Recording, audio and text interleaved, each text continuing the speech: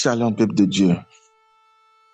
Adorable Père, dans le nom de Jésus, nous te disons merci pour ce moment d'intercession, ce moment de prière, ce moment de la parole. Fortifie-nous, restaure-nous à travers ta parole, guéris-nous à travers la parole, décharge-nous de tous nos fardeaux. Au nom de Jésus, je viens de prier. Amen. Bien-aimés dans le Seigneur, nous disons merci à notre Créateur le Tout-Puissant de nous réunir encore à ce moment pour regarder, vivre dans sa parole. Alors, c'est la continuité du message, la nouvelle naissance. On continue toujours. Parce que le chrétien, le vrai chrétien en esprit, parce que nous devons aller par l'esprit et non pas la chair. C'est celui-là qui est né de nouveau. C'est celui-là qui a son esprit, son cœur transformé par la parole de Dieu. Donc, c'est ça. Ce n'est pas, quand on dit chrétien, ce n'est pas celui-là qui est présent à l'église, mais il n'est pas né de nouveau. Qui est présent dans les lieux de prière, mais il n'est pas né de nouveau. Il est là. On le sent qu'il est à l'église. On le sent qu'elle est là. Mais c'est un païen parmi le peuple de Dieu. Vous voyez? Il est là, mais ça ne bouge pas. Les choses n'évoluent pas. Sa vie n'évolue pas. Donc, c'est pourquoi Jésus a fait ce dialogue avec Nicodème. C'est très important. Et quand nous avons la nouvelle naissance, cela nous donne encore le pouvoir, le cachet céleste. Et ça, c'est dans le livre de Jean, chapitre 1, précisément le verset 12. Quand il a dit, alors tous ceux qui l'acceptent, tous ceux qui croient en son nom, il a donné le pouvoir de devenir enfant de Dieu. Tout cela qui naître de nouveau, qui accepte, il leur a donné le cachet, le pouvoir de devenir enfant de Dieu. Et lorsque ce pouvoir vous est donné, c'est le pouvoir céleste, cela vient direct de la part du Maître. Cela, ça met en distance tout genre de difficultés qui va vous troubler. Est-ce que c'est la maladie? Est-ce que toutes ces difficultés humaines que nous connaissons, ce pouvoir que Dieu nous a donné, ça fait que les anges célestes veillent sur nous 24 heures sur 24. Et il est notre médecin, le médecin spirituel, le médecin principal.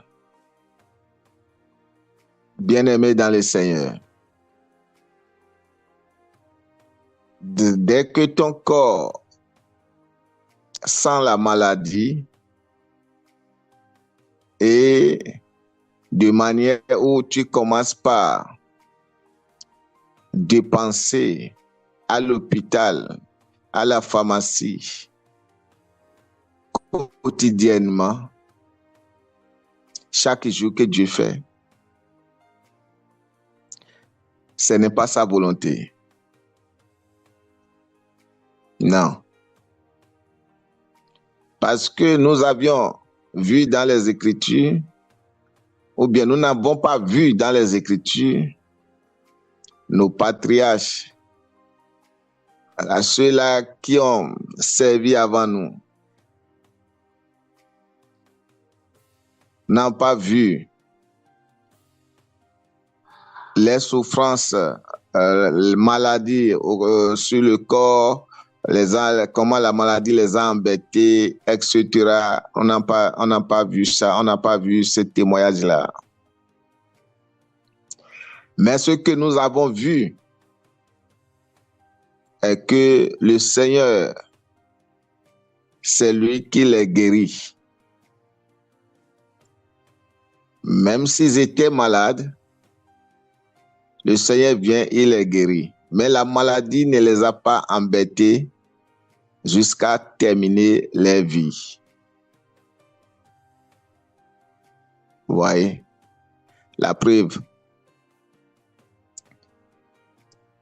Ézéchias, malade, jusqu'à cette maladie doit l'emporter à la mort. Dans Ésaïe, je crois, avec Ésaïe 38. On peut regarder là, vous voyez, je crois pas du premier au 6e verset par là. Et c'est l'Éternel lui-même qui a envoyé, qui a vu que le contrat de ce jeune homme, de cet homme, son contrat est terminé sur cette planète Terre. Dieu même a vu, Dieu même a envoyé son messager pour lui délivrer ce message. Vous voyez? Mais comme cet homme, un homme d'esprit, comme je parle de la nouvelle naissance, un homme d'esprit qui connaît les choses de Dieu, qui fait la volonté de Dieu. Quand il a écouté ce message, il a mis maintenant Dieu, il a mis ça par la parole de Dieu devant Dieu. Il a dit, souviens-toi, tu as parlé de l'intégrité. Si c'est l'intégrité, j'étais. Tu as parlé de fidélité. Je ne trompe pas ma femme. J'étais fidèle. Je ne te trompe pas non plus. Tu as vu. Tu as parlé de ci, tu as parlé de ça. Tu as vu. Maintenant, je t'en prie. J'ai toujours la force. Ce que je veux maintenant, donne-moi encore 15 années. Donne-moi encore des jours. Donne-moi encore ce que je veux. Il a exprimé. Il n'a pas même dit ce que je veux. Il a exprimé la manière il a servi. La parole de Dieu, il a mis la parole de Dieu devant Dieu. Mais dans son cœur, les pleurs là, je ne suis pas prêt pour partir maintenant. Ce contrat, renouvelle-moi mon contrat. Et la Bible nous a dit, le messager, avant qu'il ne quitte au portail, la parole de Dieu lui est revenir, il dit, va encore dire à lui, je lui ai ajouté 15 années. Donc, bien-aimé, si vous êtes simplement à l'église et vous n'êtes pas né de l'Esprit de Dieu, vous allez toujours marcher dans les ténèbres. Le ténèbre va toujours vous envahir. Et ça peut vous détruire. Et les gens vont dehors, qui ne connaissent rien, qui ne connaissent pas la différence, ils vont dire, hey, c'est un enfant de Dieu. Hein? Comment ça s'est passé comme ça? Pourquoi il est mort comme ça? Pourquoi ci, pourquoi ça? Pour eux, quand ils voient chaque personne rentre dans un lieu de prière, les personnes rentrent dans une église, c'est un enfant de Dieu. Non. Bien-aimé, non. Et même dans le temps de Jésus, cela a été dit concernant, cela a été, ces genres de paroles ont été annoncés. Mais qu'est-ce que Jésus a dit? Je suis venu pour les malades. Dans les églises, les malades, c'est les malades qui sont là. L'église est comme un hôpital. L'hôpital, c'est des malades qui vont à l'hôpital. Maintenant, quand ils ont recevoir, comment on l'appelle, le docteur vont les examiner, ils vont faire les diagnostics, ils vont voir de quoi ils souffrent, etc. Ils vont prescrire à chacun selon son cas. Bien-aimé, c'est la même chose exactement, l'église. Chacun vient, il prend, il tire de la parole qui sort, il voit, prend l'ordonnance qu'il lui faut. Et lorsqu'il prend l'ordonnance qu'il lui faut, il met cette ordonnance maintenant, c'est à lui maintenant de commencer par utiliser.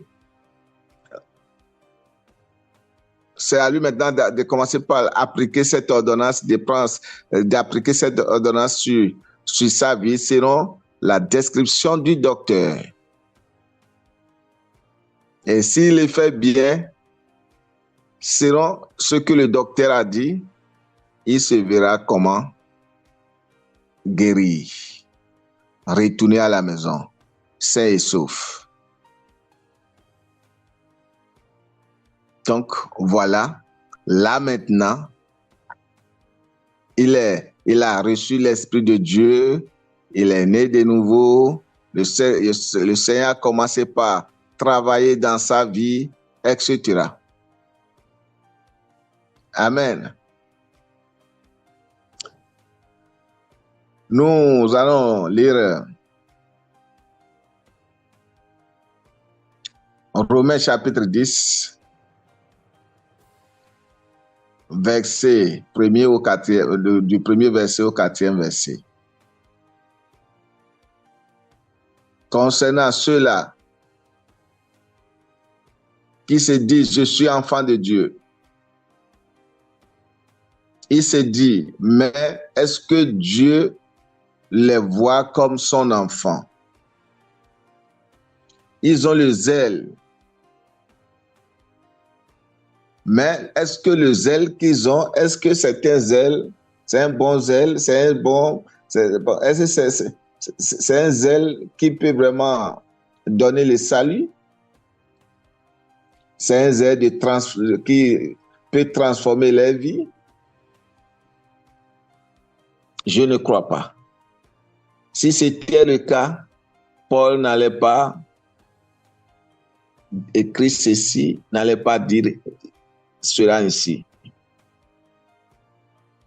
Regardez ensemble ce que Paul a écrit, bien-aimé dans le Seigneur. Il dit, frère, je souhaite de tout cœur que les Israélites soient sauvés. Et c'est ce que je demande instamment à Dieu dans mes prières. Et qui sont les Israélites? Les Israélites, ce sont déjà des gens dans l'église, ce sont déjà des gens qui proclament, qui se disent qu'ils sont sauvés, qui sont de la race de Jésus, bon, etc.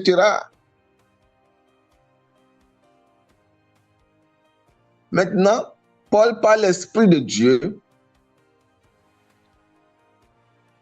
a constaté que ces personnes n'ont pas la nouvelle naissance. Ces personnes, ce qu'ils disent est loin d'eux, ils ne sont pas ce qu'ils disent. Voyez-vous? Donc, bien-aimés dans le Seigneur, que chacun de nous fasse des efforts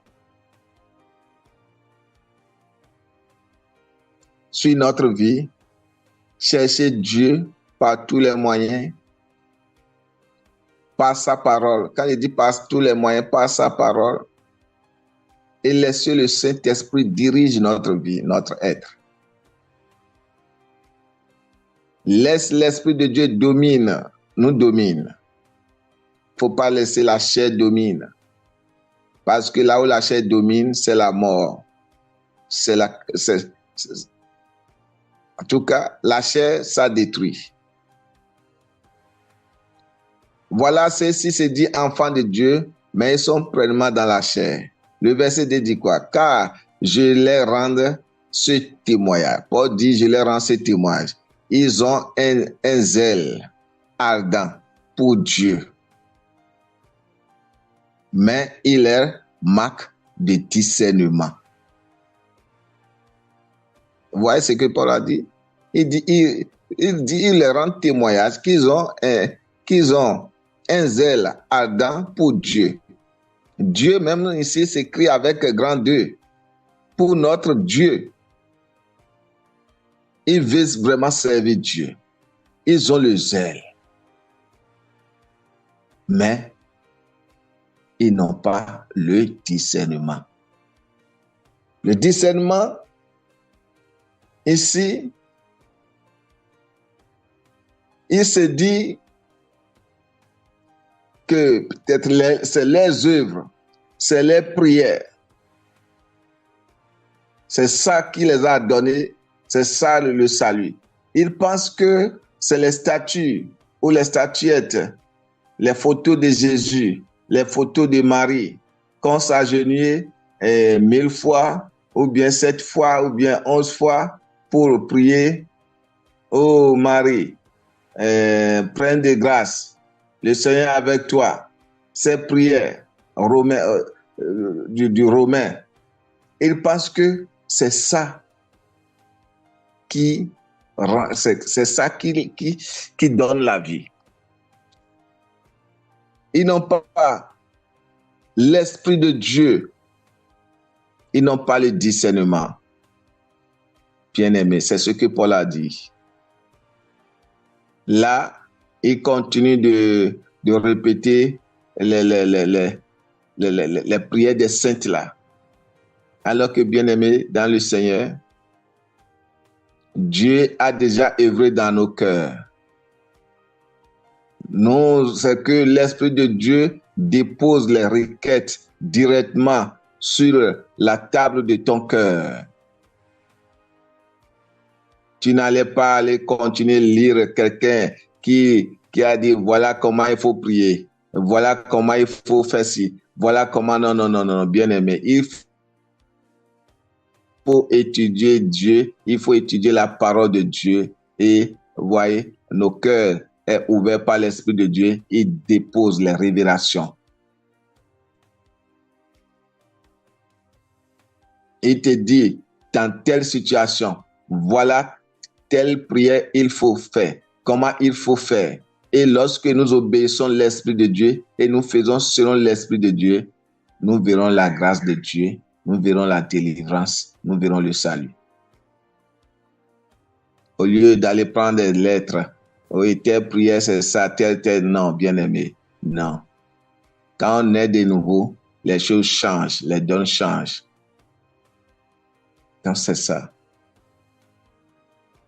Le verset 3, je suis toujours sur Romains chapitre 10, le verset 3, il dit, en méconnaissant la manière dont Dieu déclare les hommes justes, en cherchant à être déclarés justes par leurs propres moyens, ils ne se sont pas soumis à Dieu. Voyez-vous, en acceptant le moyen par lequel il nous déclare justes. Il se dit enfants de Dieu, mais ils ne se sont pas soumis à la personne. Alors que l'enfant doit se soumettre, doit écouter ses parents. Mais dans les cas, il n'y a pas de soumission. C'est la parole qui le dit. Vous voyez? Le 4e verset dit, car Christ a mis fin au régime de la loi pour que tous ceux qui croient soient déclarés justes. Même pour ceux-ci, du premier verset au troisième verset, ils continuent de vivre la loi. Ils continuent de vivre dans la chair. Mais ils ont le zèle pour Dieu. Mais ils vivent dans la loi. Alors, Christ a mis fin à la loi. Il faut maintenant que l'Esprit de Dieu nous conduise. Et c'est pourquoi c'est nécessaire de faire quoi? D'être né de nouveau. C'est nécessaire. C'est pourquoi cette discussion, toujours notre verset de départ, Jean 3, verset 1 à 8. Ouais. Donc, c'est pourquoi Jésus a discuté. Jésus a vraiment mis la torche de l'évangile. Il a mis la lumière sur cela à Nicodème. Bien-aimé, si Dieu ne tarde pas à venir, je crois que prochainement, c'est intéressant. Nous allons toujours évoluer jusqu'au moment où le Saint-Esprit nous dit maintenant assez. Adorable Père, dans le nom de Jésus, nous te disons merci pour ce moment. Merci, Papa, pour ta parole qui est partie avec ta force, ton esprit. Ta parole qui a restauré quelqu'un maintenant, qui a béni quelqu'un maintenant, qui a soulagé quelqu'un maintenant, qui a déchargé quelqu'un et qui va encore décharger, soulager, guérir tous ceux-là qui vont se connecter après au nom puissant de Jésus. Merci Père, au nom de Jésus, nous venons de prier. Amen.